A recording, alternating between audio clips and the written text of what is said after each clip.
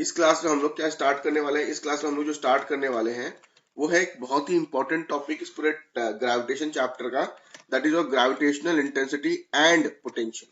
ठीक है, gravitational intensity को समझना है हमें, फिर हम पोटेंशियल को समझेंगे। ठीक है, सबसे पहले आपको एक डायग्राम दिख रहा होगा कि यहाँ पे एक अर्थ है, हमारी प्यारी प्यारी अर्थ। ठीक है, अब ये जो अर्थ आपको यहाँ पे दिखाई दे रही है, इसके आसपास में आपको एक ब्लू कलर का रीजन दिखाई दे रहा है डायग्राम में।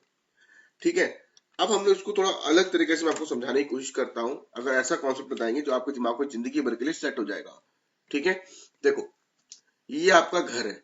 क्या है ये आपका घर है। ठीक है, घर है सर, कोई बात नहीं। आपको लग गई सर्दी, तो आपके घर पे आपकी मम्मी ने बोला, बेटा अगर आइसक्रीम खाते हुए दिखाई दिए तो सारे के सारे दांत तोड़ दूंगी। आपकी मॉम ने बोला, बेटा आइसक्रीम खाते हुए दिखाई दे तो सारे के सारे दांत तोड़ दूंगी। And your mom is very serious regarding this, वो बहुत ही सीरियस होकर ये बात बोल रही है। ठीक है, तो अब आपने क्या किया कि आपको मम्मी ने बोल दिया, और आपकी मम्मी स्ट्रिक्ट भी है, सीरियस भी है, तो अब आप इतने बड़े तो बेवकूफ होने की घर पे जाओगे, आइसक्रीम खरीद के लाके वहां पे आइसक्रीम खाओगे, क्योंकि आपके सारे दांत टूट जाएंगे। तो आप क्या करोगे, घर के बाहर अगर थोड़ी दूरी पे दोस्त के साथ हो तो यहाँ पे आप आइसक्रीम खा सकते हो कि मम्मी तो देख नहीं रही है, करते हुए तुम लोग ऐसा आइसक्रीम खा रहे हैं। कहने का मतलब क्या है, योर मॉम का जो पावर ऑफ इन्फ्लुएंस है, जो फियर है, वो कहां तक सीमित है? वो इस घर तक सीमित है, वो इस घर तक सीमित है। बाहर जाके आप क्या करते हो, कांड कर देते हो। तो ग्रेविटेशन फील्ड भी ऐसा ही होता है। अर्थ की जो अपनी तरफ खींचने की जो पावर है ना, वो एक पर्टिकुलर एरिया तक ही सीमित होती है। उस एरिया के बाहर वो पावर खींचने वाली यानी ग्रेविटेशन वाली पावर काम नहीं करती है। तो जिस एरिया तक काम करती है, यानी कि द स्पेस और रीजन अराउंड द अर्थ, वो स्पेस या रीजन अर्थ के आसपास में जहां तक आपकी ये वाली ग्रेविटेशन ऑफ अर्थ वर्क करती है, उसे हम कहते हैं ग्रेविटेशनल फील्ड। उसे हम क्या कहते हैं, ग्रेविटेशनल फील्ड। ठीक है, चलो आगे देखते हैं हम लोग। अब देखो कहानी, वही केस वापस से लेते हैं कि ये आपकी मम्मी है, और मम्मी ने बोल दिया कि आइसक्रीम खाई तो दांत तोड़ दूंगी। ठीक है, यहां तक अभी भी काम चल रहा है। लेकिन अब आप लोग कहीं पे शादी में जाते हो, बढ़िया पार्टी चल रही है, वहां शादी में जाते हो, तो आपकी मॉम ने आपको क्या बोला, ठीक है बेटा शादी में तो आए हैं, कोई बात नहीं, आप खा लो एक दो, देख लेंगे जो होगा। तो यहाँ पे दबा दबा के आपने आइसक्रीम खा ली। मतलब यहाँ मॉम इज वेरी स्ट्रिक्ट, मतलब उनका पावर ऑफ इन्फ्लुएंस बहुत ज्यादा है। उन्होंने कहा कि अगर नहीं खाना है मतलब नहीं खाना है, लेकिन शादी में आते ही वो बोलते ठीक है बेटा खा लो। मतलब क्या है कि यहाँ पे इस एरिया पे आपकी मॉम की पावर एक्सेस, मतलब बहुत ज्यादा प्रेशर है, पावर ज्यादा है। यहाँ पे she can control you, she can tell नहीं खाना है मतलब नहीं खाना है, मतलब स्ट्रॉन्ग पावर है यहाँ पे। लेकिन शादी में जाते ये पावर थोड़ा कम हो गया, शादी में जाते ये पावर थोड़ा कम हो गया, थोड़ा माँ की ममता जाग गई, थोड़ा कम हो गया। ठीक है, वही चीज यहाँ पे भी होती है। मतलब हर एक पॉइंट पे, इस पॉइंट पे, इस पॉइंट पे, इस पॉइंट पे, इस पॉइंट पे अर्थ की अपनी तरफ खींचने की पावर जो होती है, अपनी की तरफ खींचने की पावर, मतलब अर्थ जो फोर्स लगाती है आपको अपनी तरफ खींचने के लिए, वो डिफर करती है। कहीं पे ये ज्यादा होती है, कहीं पे ये कम होती है। उसे हम कहते हैं ग्रेविटेशनल इंटेंसिटी। मतलब force applied on a unit मास, एक केजी के मास पे अर्थ कितना फोर्स लगा रही है एक पर्टिकुलर पॉइंट पे, उसे हम कहते हैं ग्रेविटेशनल इंटेंसिटी। बताओ, यहां तक हमने देख लिया। तो अब देखो ग्रेविटेशनल इंटेंसिटी को हम किस तरह समझाएंगे। अब मैं तो ऐसे मम्मी का और आपका एग्जांपल देके समझा रहा हूँ, एग्जाम में तो ऐसा नहीं कर सकते ना। वैसे कॉन्सेप्ट चाहिए नीट में, तो nobody is going to ask you to write the definition part, but फिर भी समझ लिया हम लोगों ने। मान लीजिए एक मास एम नॉट है जो यहाँ पे ग्रेविटेशनल फील्ड पर बैठा हुआ है। अब क्या हुआ कि इस पे ग्रेविटेशनल फोर्स लग रही है, मतलब अर्थ इस मास को अपनी तरफ खींचने की कोशिश कर रही है, और अर्थ के सेंटर के बीच में और इस मास के बीच में जो डिस्टेंस है वो है हमारी आर, और capital M is the mass of the earth. ये समय पता है, अगर आप फॉर्मूला लिखो तो आपका ये फॉर्मूला हमें पता है, G M nought M into M nought upon R square, कल पढ़ा था हम लोगों ने, तो ठीक है। लेकिन ई यानी कि ग्रेविटेशनल इंटेंसिटी, मतलब ग्रेविटेशनल फील्ड इस पॉइंट पे कितनी पावरफुल है, वो हमें कौन बताएगा, ग्रेविटेशनल इंटेंसिटी बताएगा। कैसे बताएगा, force acting on this mass, तो force act divide by M naught, that is your G M upon R square, this is your gravitational intensity, this is your gravitational intensity. अब ये इस चीज को हम क्या कहते हैं, strength of the gravitational field भी कहते हैं कभी कभार। कभी कभार strength of the gravitational field भी कहते हैं। बताओ, तो हमारे एग्जामिनेशन पॉइंट ऑफ व्यू से भी क्या इंपॉर्टेंट हो गया, ये वाला formula E equals to GM upon R square, E equals to GM upon R square. ठीक है, अब हम एक नया टॉपिक समझते हैं, ग्रेविटेशनल पोटेंशियल। क्या समझेंगे, ग्रेविटेशनल पोटेंशियल। समझो इस बात को। अभी देखो कि ये एक एम नॉट है जो कि इन्फिनिटी पे रखा हुआ है। कहाँ रखा हुआ है, इन्फिनिटी पे। अब देखो बेसिकली स्टूडेंट्स लोग को जब मैं पढ़ाता हूं तो वो इन्फिनिटी पे बहुत बार कंफ्यूज हो जाते हैं। वो कहते हैं infinity is a distance which can not be measured, but physics में हम लोग ऐसी डिस्टेंस को इन्फिनिटी लेते हैं जो बड़ी दूर होती है, जिनको मेजर कर पाना हमारे लिए मुश्किल होता है। फॉर एग्जाम्पल, अभी कभी कभी हम लोग बोलते हैं कि एक पॉइंट मास है जो प्लूटो पे बैठा हुआ है, उसको भी हम इन्फिनिटी लेके ही चलेंगे कि ये बहुत बड़ा नंबर हो जाएगा। ठीक है, इन्फिनिटी का मतलब मुझे बहुत बड़ा डिस्टेंस। तो अब यहाँ पे मानते हैं जो एम नॉट है ये इन्फिनिटी पे रखा हुआ है, मतलब इतनी दूर की जिसको मेजर कर पाना थोड़ा मुश्किल हो सकता है, भले ही हमें इसकी वैल्यू पता हो। तो मान लिया इन्फिनिटी पे। अब मुझे ये मास इन्फिनिटी पे पसंद नहीं है, मुझे ये धरती पे चाहिए। I need this mass at my own earth.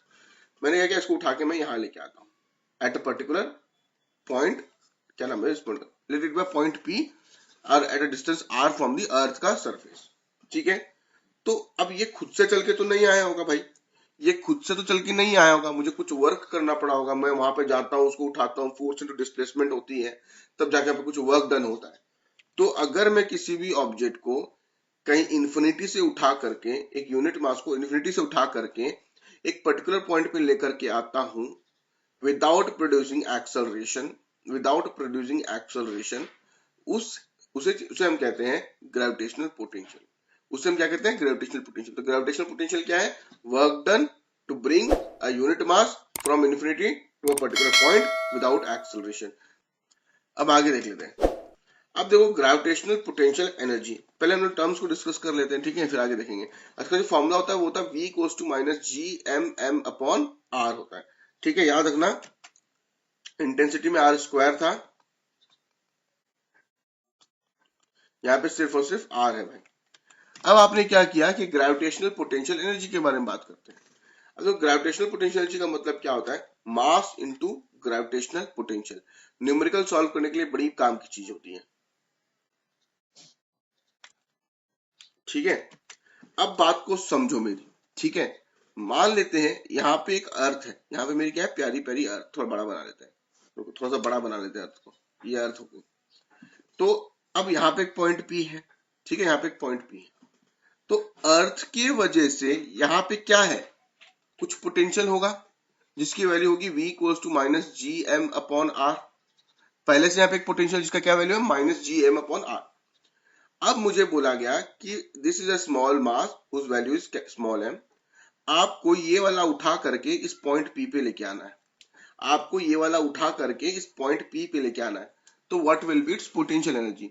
Student लोग ये कंफ्यूज हो जाते हैं, यहाँ पे जी स्मॉल एम लगेगा या कैपिटल एम लगेगा। अरे भाई, जो पहले से पोटेंशियल है उसके अंदर आप लेके आ रहे हो, जो पहले से पोटेंशियल है उसके अंदर आप लेकर के आ रहे हो। तो पहले से पोटेंशियल कितना, आप बोलेंगे sir G M M upon R, लिख दिया। किसको लेके आ रहे हो, इस मास को लेके आ रहे हो, बस यहाँ ले आओ, मल्टीप्लाई करेंगे आंसर आ जाएगा, मल्टीप्लाई करेंगे और हमारा आंसर आ जाएगा। बेसिकली अगर आप थोड़ा सा और देखें, अब देखो, अगर देखा जाए, ये पोटेंशियल का फॉर्मूला था, W by M equals to V, work done on unit mass is called the potential. अब यहाँ पे देखो, वर्क डन इक्वल्स टू हम लोग लिख सकते हैं V इंटू एम, बोले हाँ सर लिख सकते हैं। This work done is being stored as potential energy. हमने वर्क एनर्जी में देखा था कि किस तरह से हमारा क्या हुआ, वर्क डन जा करके पोटेंशियल के रूप में, पोटेंशियल एनर्जी के स्टोर में रूप में स्टोर हो जाता है। तो वही कॉन्सेप्ट मैंने यहाँ पे लगा दिया है। ठीक है, this concept is very important for solving numericals, कि आपको कौन सा पोटेंशियल लेना होगा, किसको कौन सा मास से मल्टीप्लाई करना होगा वगैरह। ठीक है, तो यहाँ पे मास कौन सा है, द इनकमिंग मास। पोटेंशियल कौन सा है, ऑलरेडी जो एग्जिस्ट कर रहा है यहाँ पे। आगे देखते हैं। अच्छा रुको, तो आपने पोटेंशियल का फॉर्मूला क्या निकाला, minus G M M upon R.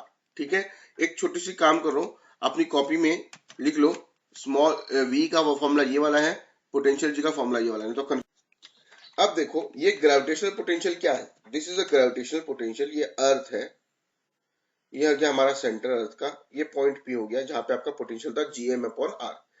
This R is what, this R is this one. तो ये अर्थ का सरफेस है, मान लेते हैं यहाँ से सरफेस से जो हाइट है वो h है और this is your radius of the earth. तो मैं r equals to r plus H लिख सकता हूँ भाई, लिख सकते हैं, लिख देते हैं, ठीक है। So this is the gravitational potential at a height h from the surface of the earth. पूछेगा what is the potential energy at the surface of the earth, तो h की वैल्यू 0 हो जाएगी और यहाँ पे सिंपल सा वैल्यू आ जाएगा r। क्यों? क्योंकि अब ये जो पॉइंट है वो सीधे के सीधे अर्थ के सरफेस पे आ जाएगा और ये h नहीं रहेगा, h मर जाएगा। तो this r will become equals to r at surface. अब देखो जो मैंने वहां पे लिखा था, work done to displace a body from infinity to a point in the gravitational field against the gravitational field direction is called the gravitational potential energy, ठीक है। It is denoted by u। तो जो आपको वहां पे मैंने समझाया वही है, डेफिनेशन हमारे लिए इंपॉर्टेंट नहीं है। अब हम लोग उसका थोड़ा फॉर्मूला निकालने की कोशिश करते हैं। आप एक बात को समझो कि ये मेरा अर्थ है, जो गोला गोला प्यारा प्यारा गोला दिख रहा है ये अर्थ है, ये ओ जो है इसका सेंटर है। सेंटर से एक पॉइंट पी मैंने ले लिया, ये वाला जिसकी दूरी है r, और सेंटर से ही एक पॉइंट है a जहां पे दूरी है x, और सेंटर से एक पॉइंट b है यहाँ पे, ठीक है। अब आप सोच रहे हैं सर p लिया फिर b लिया फिर a लिया, तीन तीन क्यों लिया? देखो बात यह है कि मेरा जो ऑब्जेक्ट है वो इन्फिनिटी पे रखा हुआ है, ठीक है। मुझे ये इन्फिनिटी से पॉइंट p के ऊपर में लेके आना है। तो आपको मैंने क्या बताया था, डिस्टेंस इज वेरी लार्ज। जो डिस्टेंस इतनी ज्यादा लार्ज है भाई, तो उसको यहां से यहां लाने में बहुत ज्यादा वर्क डन करना पड़ेगा। वो मेरे लिए पॉसिबल नहीं है कि मैं एक बार में उसको कैलकुलेट कर लूं। तो मैंने क्या बोला, मैंने बोला मान लेते कि वो मास जो है वो यहाँ पे है। वो मास कहाँ है? यहाँ पे है, और मैं उसे ए से बी पर के लेके आ रहा हूँ, ए से बी में लेके आ रहा हूँ, very for a very small distance dx, मतलब ए से बी में आ रहे हैं, उस मास को मैं ए से बी में लेके आ रहा हूँ और डिस्टेंस जो है दोनों की बहुत ही छोटी है dx, और मैं एक छोटा सा वर्क डन पहले निकाल लूंगा और फिर इसको इंटीग्रेट करूंगा इन्फिनिटी से लेके जहां तक लेके आना वहां तक का, और पूरा आंसर मुझे मिल जाएगा। तो देखते हैं हम लोग। अब देखो वही जो मैंने वहां पे समझाया वो यहाँ पे लिखा हुआ है। अब देखो ग्रेविटेशनल फोर्स ऑफ अट्रैक्शन क्या होगा। आपका जो डायग्राम है मैं यहाँ पे बना के चलता हूँ, चलो ठीक है मैं बना देता हूँ। आपका ये अर्थ है, ये पॉइंट पी है, ये पॉइंट ए है, बी है, ये पॉइंट ए है, ठीक है। मुझे खुद को याद नहीं डायग्राम, एक मिनट। हाँ यहाँ से लेके यहाँ तक आर है, एक्स, यहाँ से लेके यहाँ तक आर है और यहाँ से लेके यहाँ तक एक्स, ठीक है। मान लेते हैं जो पॉइंट ए पे जो आपका मास रखा हुआ है स्मॉल एम, यहाँ पे जो मास स्मॉल एम रखा हुआ है, ये अर्थ का मास है कैपिटल एम। तो इन दोनों के बीच में जो फोर्स ऑफ अट्रैक्शन रहेगी वो क्या होगी, F G M M upon X square. आपने बोला ठीक है सर कोई बात नहीं। तो अगर वर्क डन करना है ए से बी में लाने के लिए, ए से बी में लाने के लिए तो क्या करना पड़ेगा, डिस्प्लेसमेंट होगी dx। आपने बोला हाँ सर। वर्क डन का फॉर्मूला क्या होता है, फोर्स इंटू dx। आपने बोला हाँ सर। फोर्स पता है, dx dx आ जाएगा। तो हमारा ये वाली कहानी आ जाएगी, work done equals to G M M dx upon X square. This is for A से बी में जाने के लिए, ठीक है। अब हम लोग क्या करेंगे, जब हमें इतना पता चल गया तो हम पूरा वर्क डन निकाल लेंगे। भैया कहाँ था ऑब्जेक्ट, इन्फिनिटी पे था, लाना कहाँ है, अर्थ से आर की डिस्टेंस की दूरी पे लाना है। तो we will integrate it from infinity to point R, upper limit R lower limit infinity, और बाकी तो कहानी सेम ही रहेगी, dx भी लगेगा, ठीक है। अब उसको सॉल्व करेंगे हम लोग, इंटीग्रेशन वगैरह सॉल्व करने पे ये वाली कहानी आ जाएगी। चलो ठीक है आगे देखते हैं। ये आने के बाद हमने इसको और अच्छे से किया, upper limit minus lower limit बिठाया, तो हमारा फॉर्मूला जो आया W equals to minus G M M upon R, and this is the formula for the gravitational potential energy. जो आपने फॉर्मूला वहां देखा था V इंटू एम करके, वो भी हमने यही फॉर्मूला निकाला था, ठीक है। ये एक्चुअली डेरिवेशन बोर्ड्स के लिए होती है, करने के लिए क्यों जरूरत था, आपको ये बात पता होनी चाहिए कि हमने किस तरह से इंटीग्रेट करके इसको निकाला है, क्योंकि क्वेश्चन में फ्रेम किया जा सकता है। तो अब हमारा ये वाला पोटेंशियल एनर्जी का फॉर्मूला आ गया, ठीक है। यहाँ पे R equal to R plus H हो जाएगा। अब कुछ और एक चीज देख लेते हैं। मान लेते हैं कि मेरा ऑब्जेक्ट जो है ये मेरी प्यारी धरती अर्थ है जिसका मास कैपिटल एम है। मान लेते हैं कि पहले मेरा जो ऑब्जेक्ट था वो हाइट h1 पे था, मुझे यहाँ पे पसंद नहीं था और मैंने इसको उठा करके h2 पे ले गया मैं। तो अब पूछेगा what will be the work done in lifting the body from height h1 to height h2, मतलब वर्क डन बताइए या फिर potential energy change in potential energy बताइए जब ऑब्जेक्ट h1 से h2 पर चला जाता है, मतलब हाइट इज इंक्रीज्ड। तो हमारा पहला वर्क डन क्या होगा, पहले हम निकालेंगे यहां से यहां आने में कितना टाइम लगा, कितना वर्क डन लगा, तो आप बोलेंगे W equals to minus G M M upon R plus H one. Sir अभी आपने बताया। फिर मैं बोलूंगा भैया H2 आने तक कितना आने में कितना लगा, तो आप बोलेंगे sir W equals to G M M R plus H2। मैंने बोला वेरी गुड, सही बात है एकदम। लेकिन मैंने क्या पूछा, चेंज इन पोटेंशियल एनर्जी, या फिर मैंने क्या पूछा, work done in moving from this point two this point. तो अगर ये पूरे वाले में से इतना माइनस कर देंगे तो इतना चीज मिल जाएगा। तो H2 वाले में से H1 माइनस कर देंगे तो देखो क्या आएगा, W2 माइनस W1। पूरा सॉल्व करेंगे तो हमारा यहाँ पे ये वाली कहानी आ जाएगी। चलो ठीक है, देखो फिर से वाली कहानी समझो मेरी। पहले आप यहाँ पे थे, अर्थ पे कैपिटल एम था, आप इस पॉइंट से H1 पे चले गए, हाइट H1 तक चले गए, ठीक है। तो यहां तक जाने के लिए वर्क डन क्या लगा आपको, आपने डेराइव किया है ना, यहां तक का जो वर्क डन था वो था हमारा W equals to minus G M M upon R plus H1। फिर यहीं से इसी पॉइंट से आपने H2 पे चले गए, आप कहा चले गए, H2 पे चले गए। तो इसका वर्क डन क्या हो जाएगा, आप बोलेंगे W equals to minus G M M upon R plus H2। So what is the change in work done या चेंज इन पोटेंशियल एनर्जी या फिर total work done in moving from here to here. Total work done क्या होगा, इतना जो work done हुआ है उसमें से इतना माइनस कर देंगे तो ये वाला पोर्शन मिल जाएगा, क्योंकि पहले से तो हम H1 पे थे ही। और हमने क्या कैलकुलेट किया, हमने कैलकुलेट किया यहां से यहां तक का वर्क डन, यहां से यहां तक का, और फिर यहां से यहां तक का पूरा। तो हमें तो ये नहीं चाहिए ना, क्योंकि हम तो यहां से यहां जा रहे हैं। तो बस दोनों को माइनस कर देंगे, W2 माइनस W1, और हमारा आंसर आ जाएगा। अभी आगे देखते हैं, ठीक है। तो ये वर्क डन हमारे लिए इंपॉर्टेंट हो जाता है, फॉर्मुला याद रखने की जरूरत नहीं है। अगर आपको ये फॉर्मुला याद है तो इतना दिमाग तो हम लोग लगा ही सकते हैं एग्जाम में, W2 माइनस W1 करने वाला डायरेक्ट एग्जाम में आंसर निकाल लेंगे, ठीक है। अब आगे देख लेते हैं। सबसे इंपॉर्टेंट कहानी क्या है कि kinetic energy of a satellite. Kinetic energy of a satellite निकाल लो या फिर kinetic energy of any object outside the earth निकाल लो, ठीक है। अभी देखो फॉर द टाइमिंग मैं क्या कर रहा हूँ कि डायरेक्टली ये फॉर्मुला यूज कर रहा हूँ। यहाँ पे जो आपको क्रिटिकल वेलोसिटी वाली फॉर्मुला दिख रही है, VC equals to G root over G M by R, ये मैं डायरेक्टली यूज कर रहा हूँ। अभी या फिर नेक्स्ट क्लास में हम उस फॉर्मुला को डेराइव भी करेंगे, we will derive this also, ठीक है। हम उसको डेराइव भी करेंगे, don't worry. For the timing क्योंकि अभी हमारा वो पोर्शन आया नहीं है, तो हम उसको मान लेते हैं कि कोई भी सैटेलाइट अर्थ के अराउंड जब वो घूम रही होती है तो एक पर्टिकुलर वेलोसिटी से घूम रही होती है, जिसे हम कहते हैं क्रिटिकल वेलोसिटी या फिर ऑर्बिटल वेलोसिटी भी कभी कभार इसको कह देते हैं, ठीक है। तो ये जो वेलोसिटी होती है इसका फॉर्मूला होता है हमारा ये वाला, ठीक है। तो काइनेटिक एनर्जी का फॉर्मूला क्या होता है, half into M into velocity का स्क्वायर, और यहाँ पे वेलोसिटी कौन सी, क्रिटिकल वेलोसिटी है। आपने बोला ठीक है सर, है तो है। बस ये वीसी के बदले यहाँ पे स्क्वायर करेंगे तो क्या आएगा, जीएम बाई आर आ जाएगा। सॉल्व करेंगे और हमारा यहाँ पे आ जाएगा जीएम अपॉन टू आर। इस फॉर्मूला को नोट डाउन कर लो। और नोटिस करने वाली बात क्या है कि अगर आप जब पोटेंशियल जी का फॉर्मूला देख रहे हो वहां पे क्या था, माइनस जीएम अपॉन आर, और यहाँ पे क्या है, plus GM upon two R. तो काइनेटिक एनर्जी का फॉर्मूला एक बार नोट डाउन कर लो ताकि आगे देखते हैं। अब देखो भाई ये तो हमें पता है कि सर अगर काइनेटिक एनर्जी का फॉर्मूला ये आर है, यहाँ पे आर का मतलब क्या, आर प्लस एच है। आपने बोला बिल्कुल है सर, आर प्लस एच ही होता है, कोई दिक्कत वाली बात नहीं है। तो एट अ हाइट एच हमारा फॉर्मूला क्या हो जाएगा, kinetic energy equals to 2 g m अपॉन स्मॉल आर के बदले आ जाएगा आर प्लस एच। क्या आ जाएगा, आर प्लस एच। और अगर सरफेस ऑफ द अर्थ पे लगाओगे तो क्या होगा, एच की वैल्यू जीरो हो जाएगी, यानी कि यहाँ पे एच की जो वैल्यू यहाँ पे आपको दिखाई दे रही है जीरो हो जाएगी, यानी कि इट विल बी 2r। चलो आगे चलते हैं। आंसर, बकवास क्वेश्चन का आंसर बताओ जल्दी से, देख लेते हैं। वेरी गुड, आंसर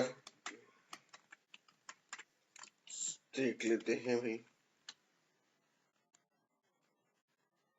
आंसर सही है,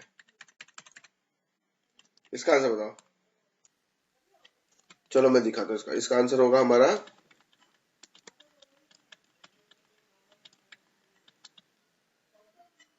बी, ठीक है। कैसे आया वो भी देख लेते हैं।